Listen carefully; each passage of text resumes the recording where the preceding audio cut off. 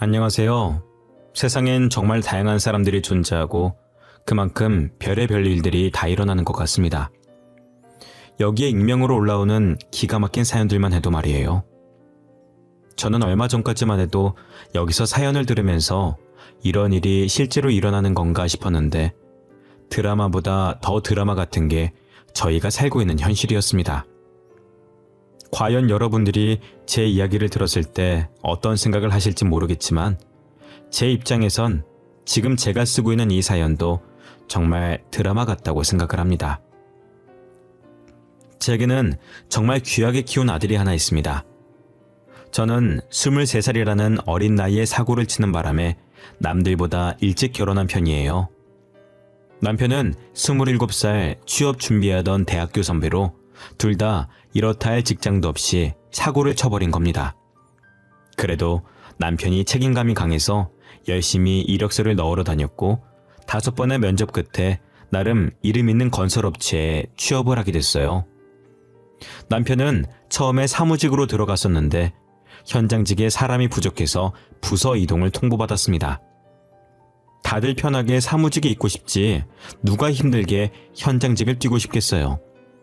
부서 이동 얘기가 나올 때 서로 눈치 보기 바빴었고 그러다 결국 답이 서질 않자 나이도 경력도 막내였던 남편이 어쩔 수 없이 현장직으로 부서를 옮길 수밖에 없었습니다. 제가 걱정이 되어서 잘 하지도 않던 잔소리도 하게 되었어요. 하지만 남편은 제 잔소리에도 애써 웃어 보이더라고요. 아니, 아무리 늦게 입사하고 막내라지만 왜 자기들 마음대로 부서 이동을 시키고 그래? 자기들이 하기 싫은 일이면 우리도 하기 싫은 게 당연한 거 아니야? 그래도 어쩌겠어. 할 사람이 없다잖아. 그리고 우리가 찬밥 돈밥 따질 때가 아니잖아. 돈만 되면 뭐든 괜찮아. 나는 월급 더 많은 게 좋아. 당신이랑 애기만 먹여 살릴 수 있다면 말이야. 나는 당신이 걱정돼서 그런 거지. 그럴 거면 애초에 현장직으로 사람을 뽑든가 사무직으로 뽑아놓고 현장직으로 가라고 하면 어쩌라는 거야 정말. 저는 계속 투덜거렸지만 남편은 괜찮다고 저를 달랬습니다. 제가 워낙 걱정이 많은 성격이라 남편이 출근할 때면 퇴근할 때까지 걱정을 달고 있었어요. 그래도 남편은 제 걱정과는 달리 잘 해내고 있더라고요. 저도 아이를 낳고 아이가 5살 정도 됐을 때 유치원에 보내고 취업 준비를 했습니다. 다행히 대학교 다니면서 따놓은 자격증이 많았고 나이도 아직 20대 후반이라 충분히 취업이 가능했어요. 저는 대기업까진 아니더라도 나름 알아주는 중소기업의 경리로 일하게 되었습니다. 사실 광고회사랑 무역회사 두 회사에 다 합격을 했었는데 제가 원래 가고 싶었던 회사는 광고회사였어요. 무역회사는 다른 곳 다 떨어지면 거기라도 가보려고 그냥 한번 넣어본 회사였었거든요. 그런데 연봉이랑 복지가 무역회사가 더 좋아서 생각에도 없던 무역회사에 들어가게 되었습니다. 직원분들도 다 좋으신 분들이라 회사 생활에 편하게 했어요. 남편과 제가 맞벌이로 돈을 버니 금방 월세집에서 전셋집으로 옮길 수가 있었습니다. 아직은 자가로 사려면 한참 멀었지만 그래도 이전 월세집을 생각해보면 부자가 된 것 같고 좋았어요. 궁합도 한 번은 4살 차이라 그런지 저희는 싸우지도 않았고 아이를 키우면서 결혼 생활을 잘했습니다. 아이가 초등학교 입학을 앞두고 있을 때 저는 동우가 쓸 책가방을 사려고 반차를 쓰고 아이와 함께 근처 마트에 갔습니다. 한참 쇼핑을 다 하고 시간을 보려고 휴대폰을 꺼냈는데 회사에서 배터리 충전하는 걸 깜빡했는지 휴대폰이 꺼져 있더라고요. 집에 오자마자 충전기를 연결해서 휴대폰을 켰더니 남편 번호로 부재중이 여러 통화 있더라고요. 그래서 전화를 걸었더니 남편이 아닌 다급한 간호사의 목소리가 들렸습니다. 신세구 씨 가족 되시나요? 지금 땡땡 대학병원인데요. 1시간 30분 전에 신세구 씨가 저희 병원으로 실려오셨는데 1시간 전에 사망을 하셨어요. 빨리 와주셔야 될 것 같아요. 저기요, 저희 남편이 사망했다니요? 그게 무슨 말이에요? 건강하던 사람이 왜 갑자기 죽어요? 장난치시는 거죠? 저희가 살려보려고 노력했는데 출혈이 심해서 사망하셨어요. 죄송합니다. 1시간 전이면 제가 휴대폰이 꺼진 채로 쇼핑을 하던 그때였습니다. 급하게 아이를 들쳐매고 병원으로 향했죠. 제가 도착했을 땐 이미 남편은 사망한 지 1시간이 지나서 침대 위에 누워 흰 천을 덮고 있었고, 누워있는 남편 옆에선 직장 동료로 보이는 분이 죄송하다며 고개를 숙이고 계셨죠. 저기요, 이게 어떻게 된 건지 말을 좀 해봐요. 저희 애아빠 어쩌다 이런 거냐고요. 죄송합니다. 입이 10개라도 할 말이 없습니다. 철거 작업을 하고 있는데 아래 사람이 없는 걸 확인하고 파이프를 떨어뜨렸는데 그만. 그게 말이 되냐고. 당신들 너무한 거 아니야? 현장을 해보지도 않은 사람이 현장직에 내세우더니 어떻게 우리 가족한테 이럴 수가 있어. 우리 가족은 어떻게 살라고 이제. 그렇게 남편은 저와 7살 아들을 두고 허망하게 세상을 떠나버렸습니다. 조금 있으면 아들이 초등학교 입학하는데 입학하는 거 보겠다고 휴일도 다 맞춰놨던 양반인데 뭐가 그리 급해서 벌써 떠났냐고 영정사진을 보면서 많이도 한탄했죠. 아들은 자기 아빠가 죽은 걸 아는지 모르는지 울지도 않고 그렇다고 웃지도 않았어요. 저도 남편을 따라갈까 하는 안 좋은 생각을 많이 했지만 그럴 때마다 아들을 보고 참고 버텼습니다. 남편 없이 혼자서라도 남 부끄럽지 않게 아들을 잘 키우겠다고 다짐했죠. 혹시나 아들이 아빠가 없다는 이유로 반항심을 가지고 안 좋은 길로 빠지지 않을까, 나를 탓하지 않을까 하는 마음에 금이야 오기야 키웠습니다. 아이가 하고 싶다는 게 있으면 최대한 해주려고 노력을 많이 했어요. 아빠가 없어도 사는데 여유가 있으면 나쁜 길로 빠지지 않을 거라 생각했거든요. 동우야, 뭐 필요한 거 있어? 아니면 하고 싶은 거라든지. 동우가 하고 싶은 거 있으면 엄마가 다 해줄 거야. 그러니까 부담 갖지 말고 엄마한테 말해봐. 하고 싶은 거? 딱히 없는데. 그럼 미술학원. 제 친구들 미술학원 다닌대요. 친구들이 다니는 미술학원에 같이 다니고 싶어요. 엄마, 저 미술학원 보내줄 거예요? 당연하지. 동우가 하고 싶다는 거 엄마가 다 해줄 거라고 했잖아. 미술학원 말고도 또 하고 싶은 거 없어? 과외는 필요 없어? 과외... 엄마, 저는 공부에 재능이 없는 것 같아요. 일찌감치 포기하고 잘하는 거 찾아보려고요. 요놈... 곧 중학교 올라간다고 말 잘하는 거 봐. 알겠어. 동우가 하기 싫은 건 엄마가 안 시킬게. 용돈은 아직 남아있어? 더 필요하면 말하고 엄마가 줄 테니까. 이미 엄마가 용돈을 많이 주셔서 아직도 많이 남아있어요. 이 정도면 다음 달까지도 충분해요. 제 걱정하지 마시고 엄마 회사 가서 점심때 맛있는 거 사드세요. 아들이 아빠 없다고 엇나가지 않을까 걱정을 많이 했었는데 오히려 일찍부터 철이 들어버린 겁니다. 고작 초등학교 6학년 다니고 있는 아들이 자기 걱정은 하지 말라면서 되려 제 걱정을 하더라고요. 남편을 쏙 빼닮았는지 벌써부터 생활력이 강해서 용돈을 쪼개서 쓰고 알아서 모으고 있었어요. 게다가 책임감도 강해서 벌써부터 엄마를 지키겠다며 의젓한 모습을 보이니 기특하기도 하면서 한편으로는 또래답지 않은 행동을 하는 게 제 탓 같아 미안했습니다. 아들은 다행히 중학교, 고등학교를 가서도 나쁜 길로 빠지지 않았고 사춘기도 없이 잘 커줬어요. 게다가 중학교에 들어가면서부터 제 일을 잘 도와주곤 했습니다. 베란다에 널려있는 빨래들 걷어서 개면 되는 거예요? 제가 만져봤을 땐 다 마른 것 같아요. 나도. 내가 할게. 학교에서 공부하느라 힘들었을 텐데 뭐하러 그래. 우리 아들은 소파에 앉아서 TV 보고 계세요. 이런 건 엄마가 다 알아서 할게. 아니에요. 제가 도와드릴게요. 엄마도 밖에서 일하고 오느라 힘들었을 거 아니에요. 저보다는 엄마가 더 힘들죠. 빨래 개는 게 어려운 것도 아닌데요, 뭐. 아들은 제가 하지 말라고 말려도 빨래 개는 거며 설거지며 자신이 할 수 있는 선에서 어떻게든 저를 도와주려고 했습니다. 그렇게 착하디 착한 저희 아들은 성인이 되었고 명문대도 졸업했어요. 학생 때 미술 배웠던 걸 살려서 미대에 입학을 했고 장학금을 받으며 다녔었습니다. 그리고 졸업 후 혼자서 패션 디자인 쪽 공부를 하더니 그쪽 업계로 취업을 하더라고요. 제가 패션 쪽을 잘 몰라서 모르지만 아들이 만든 옷을 연예인들이 종종 입고 나오고 한다고 하더라고요. TV를 보다가 아들이 저거 자신이 만든 옷이라고 말하면 괜히 신기하고 뿌듯했습니다.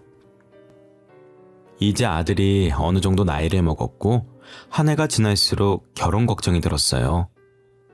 결혼을 안 할까봐 걱정된 게 아니라 벌써 결혼한다고 하면 어쩌지 하는 걱정이 컸습니다. 아직은 아들을 다른 사람에게 보내기 싫었고 아들이 결혼하는 상상을 하니 눈물이 날 정도였죠. 최대한 늦게 결혼하길 바랬지만 아들은 제 신경도 모르고 결혼할 여자가 있다면서 제게 소개해주고 싶다고 하는 거예요. 어머니, 저 어머니께 소개해주고 싶은 사람이 있어요.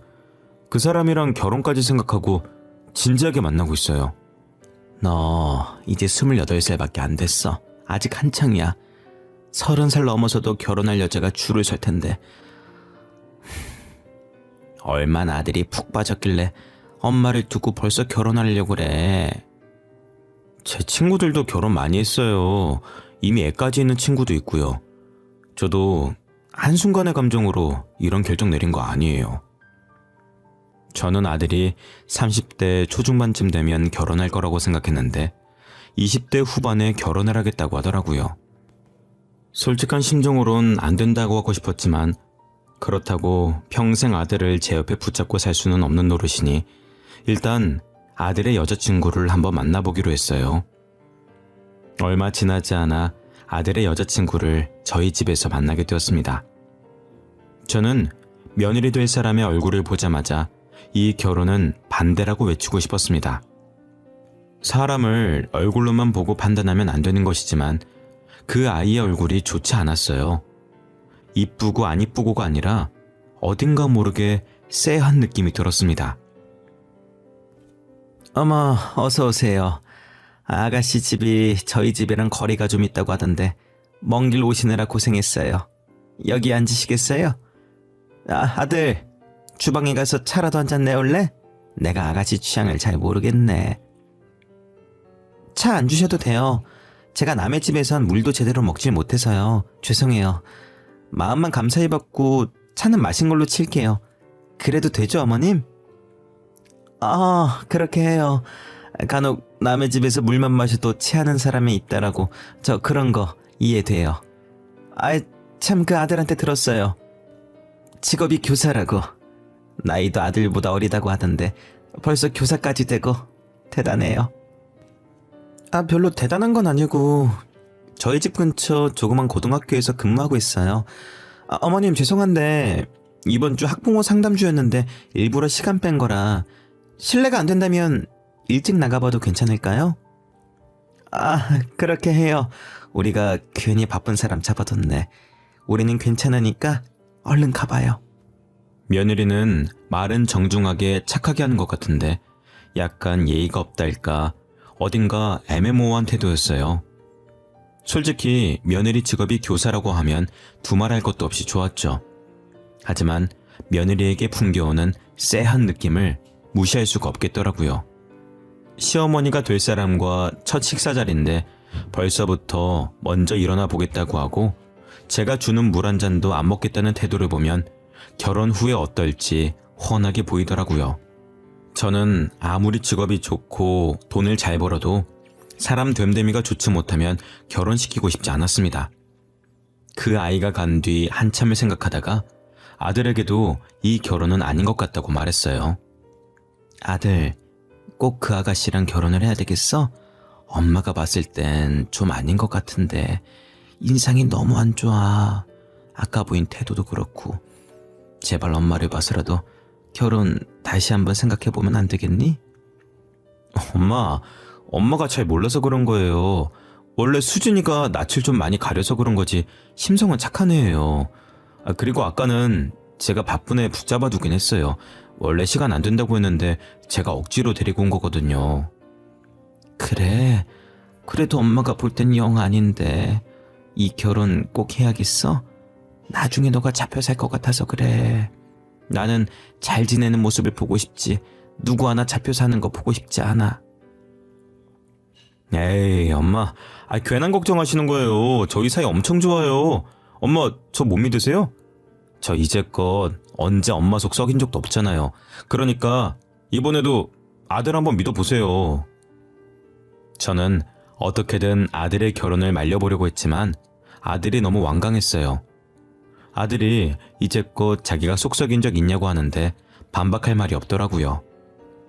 지금까지 커오면서 제게 반항 한 번 한 적 없고 잘못된 선택한 적 없는 아이였거든요. 그래서 어쩔 수 없이 아들을 믿고 결혼을 허락했습니다. 상견례를 할 때 사돈네를 보니까 사이가 엄청 좋고 되게 인자해 보이시더라고요. 자식은 부모의 거울이라고 부모를 보면 자식이 어떤지 보인다고 하잖아요. 저는 사돈의 성격이 너무 좋아서 며느리도 그걸 보고 배웠겠구나 싶어서 날 세웠던 걸 조금 가라앉혔습니다. 며느리가 결혼한 지 반년 만에 제게 아들을 쏙 빼닮은 손자를 안겨주더라고요. 아이가 생기면서 육아에 전념하기 위해 며느리는 교직을 내려두고 전업주부가 되었습니다. 원래는 며느리가 다니던 학교 근처에서 신혼집을 구했어서 저희 집과는 거리가 먼 곳에서 살고 있었어요. 그런데 둘째를 낳고 아이가 어느 정도 크자 저희 집 근처로 이사를 오겠다고 하더라고요. 어머님, 지우가 중학교 들어가고 시우 초등학교 들어갈 날이 얼마 남지 않아서 학교 알아보다가 어머님 집 주변에 학군 좋은 학교들이 많더라고요. 그래서 시댁 근처로 이사 가려고 하는데 괜찮을까요? 그렇게 해. 너네가 좋으면 이사하는 거지. 나한테 물어볼 필요가 뭐 있니? 나는 오히려 손자 자주 볼 수 있어서 좋은데 이사하는 날 말해줘. 내가 가서 도울 거 있으면 도와줄게. 정말 감사해요. 그럼 집 알아보고 이삿 날에 다시 연락드릴게요. 며느리가 뭐가 그래도 급했던 건지 저와 전화한 지 얼마 지나지도 않았는데 벌써 집을 구해서 저희 집 바로 옆동 아파트에 이사를 온 겁니다. 아들에게 왜 이리 일찍 이사 왔냐고 하니 며느리가 미리 이사 와서 아이 엄마들이랑 친해져야 한다고, 그래야 사교육 정보를 얻을 수 있다고 해서 이사를 서둘렀다고 하더라고요. 저는 아들을 그렇게 유난스럽게 안 키워봐서 이해가 잘 되진 않았지만 교사 출신인 며느리가 어련히 알아서 잘할까 하는 생각에 이해해보려고 노력했습니다. 그런데 며느리가 이사를 하고부터 제게 아이들을 맡기는 일이 종종 있더라고요. 첫째야 중학교 들어가면서 학원까지 다니게 돼서 늦게 오지만 둘째 손주는 아직 초등학생이라 방과 후 수업 마쳐도 3시 전에는 집에 도착하거든요. 그런데 매번 며느리가 얼굴은 안 비추고 전화로 이런저런 핑계를 대면서 둘째 손주를 맡기더라고요. 어느 순간부터 둘째 손주의 학교는 아들네 집이 아니라 저희 집이 되어버렸습니다. 어머님 죄송해요. 이번에도 저희 막내 잘 부탁드릴게요. 믿고 맡길 사람이 어머님밖에 없네요. 제가 급하게 학부모 간담회가 잡혀서 말이에요. 다들 일한다고 오늘 아니면 시간이 안 된다고 해서요. 아가, 너 며칠 전에도 학부모 독서회 가야 된다고 막내 우리 집에 맡겨두고 가지 않았니? 어머님, 그건 학부모 독서회고요. 이번엔 간담회예요. 독서회랑 간담회는 다른 거예요. 금방 올 거니까 잠깐만 봐주세요. 진짜 죄송해요. 제가 간담회 맞추면 바로 데리러 올게요. 너 이러려고 여기로 이사 온 거지? 학구는 핑계고 일부러 나한테 애 맡기려고 우리 집 근처로 이사 온 거 아니야? 한두 번도 아니고. 이게 지금 대체 몇 번째야? 어머님 손주들이잖아요. 그럼 며느리 바쁠 때 한 번씩은 봐줄 수 있는 거 아니에요? 제가 놀러 가는 것도 아니고 지후 미래를 위해서 이렇게 발에 불나게 따라다니는 건데 이해 못 해주세요? 아휴, 알았다. 이번이 진짜 마지막이야. 7시 안엔 올 수 있는 거지? 나도 근처에 나갈 일이 있어서 7시에 나가봐야 돼. 그럼요. 무슨 일이 있어도 7시까지 꼭 갈게요. 감사합니다, 어머니. 저는 말로는 며느리를 이길 수가 없어서 매번 제가 아이를 맡아주고 있었어요. 제가 단순히 손주 봐주는 게 싫어서 며느리한테 이러는 게 아니었습니다. 당연히 아들 빼닮은 손주를 보면 너무 귀엽고 사랑스럽죠.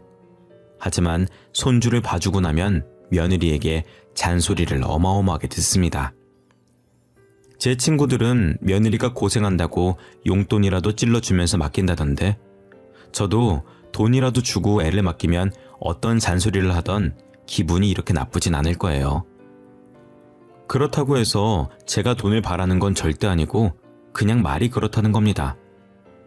며느리는 돈 주고 저에게 맡기는 것도 아니면서 이것저것 하면 안 되는 게 어찌나 많은지 제가 간식이라도 하나 먹이는 날엔 아무거나 먹이면 안 된다고 따지고 듭니다.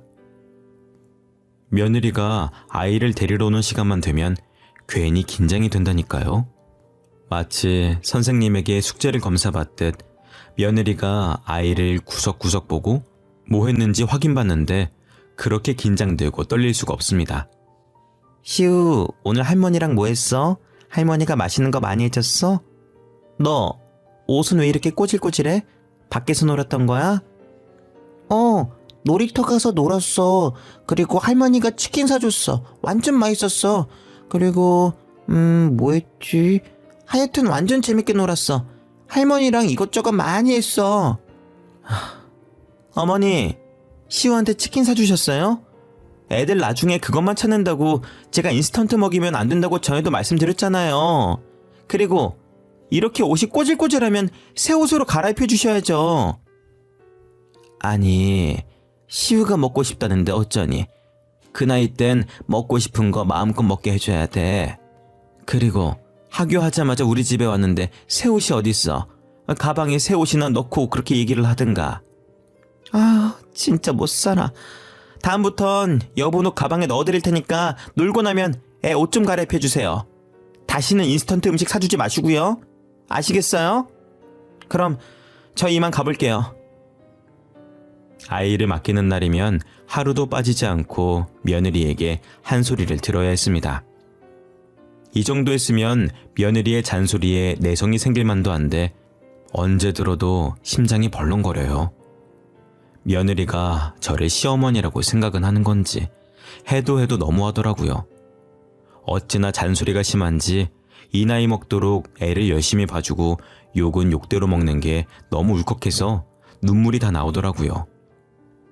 그러다 며느리가 다급하게 저희 집에 찾아와선 첫째 학부모 모임 간다고 저한테 또 막내 손주를 맡기러 온 겁니다.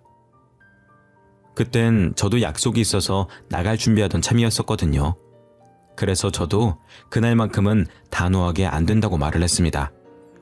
어머님, 진짜 죄송해요. 오늘 첫째 학부모 모임 있는 걸 제가 깜빡했어요. 지금 당장 가봐야 되거든요. 진짜 죄송한데 오늘 하루 막내 좀 봐주세요. 야야야, 아가. 이렇게 덜렁 애 맡기고 가면 어떡해. 내가 안 된다고 했잖아. 나도 오늘 약속 있어. 잠깐만. 나 지금 나가봐야 되는데. 예. 어머님 죄송해요. 제가 저녁에 데리러 올게요. 진짜 죄송합니다. 그런데 제가 안 된다고 말할 틈도 없이 며느리는 아이를 집안에 들이고 나가버리더라고요. 순식간에 며느리가 사라져버렸고 남겨진 저와 손주는 서로를 빤히 쳐다봤습니다. 저는 결국 약속을 취소했고 한숨을 쉬며 손주를 봐줬어요. 손주가 집에서 잘 놀다가 집에서만 놀기엔 답답한지 밖으로 나가고 싶어 하는 겁니다. 아파트 단지에 아이들이 놀 수 있게 만들어 놓은 놀이터가 있어서 거기로 향했어요. 손주의 손을 잡고 집을 나서는데 며느리 차가 저희 집 바로 앞동에 주차가 되어 있는 겁니다. 저는 주차장 자리가 없어서 거기 주차해놓고 차를 안 가지고 갔나 했었거든요. 매일 차를 끌고 나가라는 법은 없으니까 대수롭지 않게 보고 있었습니다. 제가 그냥 지나치려고 할 때 며느리가 앞동에서 남자와 팔짱을 끼고 엘리베이터에서 나오는 겁니다. 처음엔 저 여자 우리 며느리와 좀 닮았네 싶었는데 옷차림이 아까 저한테 애 맡기고 나간 옷 그대로였고 얼굴도 자세히 보니 며느리가 확실했습니다. 저는 며느리를 보자마자 곧장 아들에게 전화를 걸었어요. 아들, 저 바쁠 텐데 전화해서 미안해. 내가 물어볼 게 있어서 말이야. 아니 글쎄, 며느라기가 분명히 학부모 모임 나간다고 나한테 애 맡기고 갔는데 모르는 남자랑 있더라고. 아, 모르는 남자랑 있어서 걱정돼서 전화하셨어요? 아, 걱정하지 마세요. 앞동 남자일 거예요. 그 앞동의 남자가 학부모 모임에 장을 맡고 있는데 우리 아파트 주민이라 같이 가겠다고 저한테 말하고 간 거예요. 그러니 너도 알고 있는 거야? 아휴, 난 그것도 모르고 며느리 의심할 뻔했네. 너도 알고 있다니 됐어. 일하고 온 애는 붙잡아두고 쓸데없는 얘기를 했네. 일 열심히 해. 끊을게. 저는 며느리가 그 남자랑 팔짱 끼고 있었다는 말은 하지 않았습니다. 괜히 제가 넘겨짚고 말을 잘못해서 큰일 만들까봐 아들에겐 자세히 말하지 못했어요. 그리고 아들도 알고 있다고 하는데 제가 나서면 안 될 것 같았습니다. 하지만 그날 봤던 며느리와 학부모장의 분위기가 심상치 않았었거든요.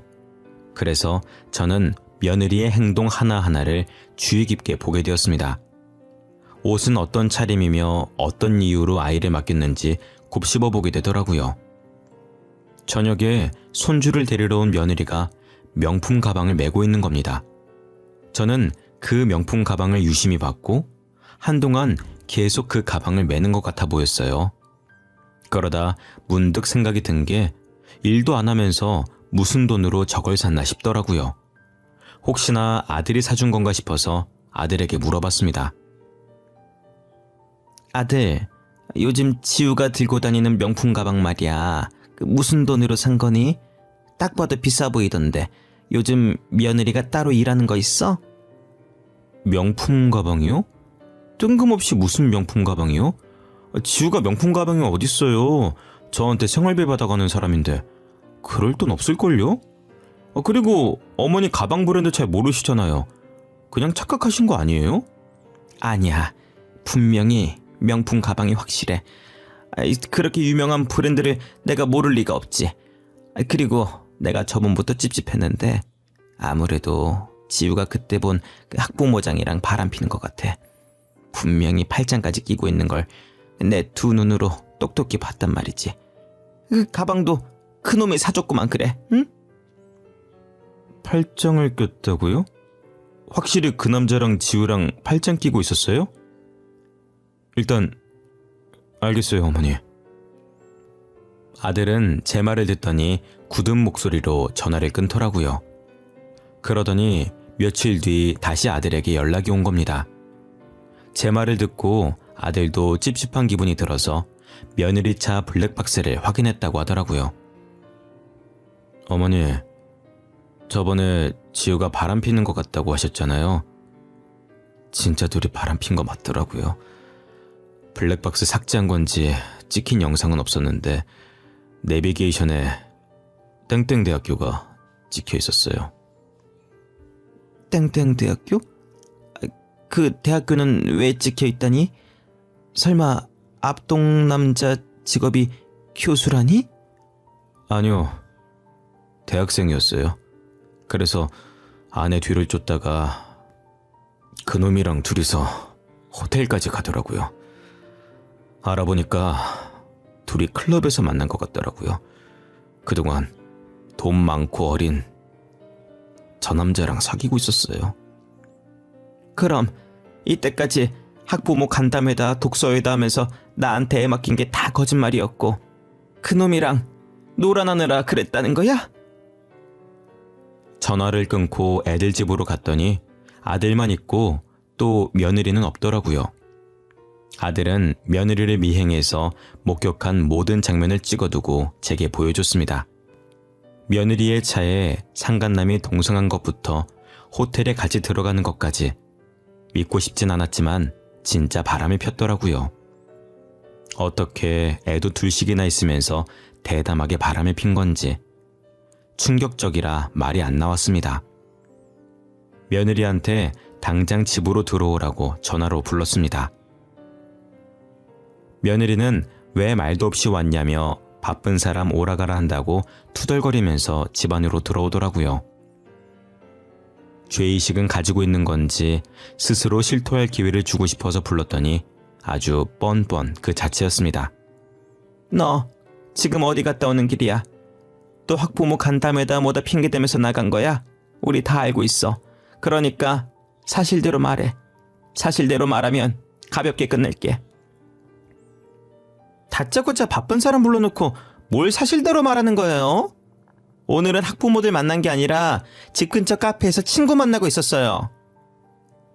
친구? 그 친구라는 사람 혹시 네 남자친구 말하는 거니? 클럽에서 만난 앞동 그 남자? 내가 앞동 남자랑 같이 있는 거 다 봤다. 어머님, 벌써부터 놓아놓으신 거예요? 저를 지금 누구랑 착각하시는 거예요? 뭘 보셨는지 모르겠는데 그거 저 아니에요. 학부모들 뒷공문이 쫓아다니기 바쁜데 제가 바람필 시간이 어딨어요? 며느리는 제 말에 팔짱을 끼면서 살짝 코웃음을 치더니 자기가 아니라고 뻔뻔하게 말하는 겁니다. 되려 저더러 노안이 있냐고, 자기를 누구랑 착각하고 이렇게 나오는 거냐고 하더라고요. 저는 그 말에 어처구니가 없어 했고 옆에 있던 아들은 며느리 얼굴에 몰래 찍어둔 사진을 던졌습니다. 며느리는 맞은 게 열받는지 저와 아들을 째려보다가 여전히 팔짱 낀 상태로 떨어진 사진을 내려다봤어요.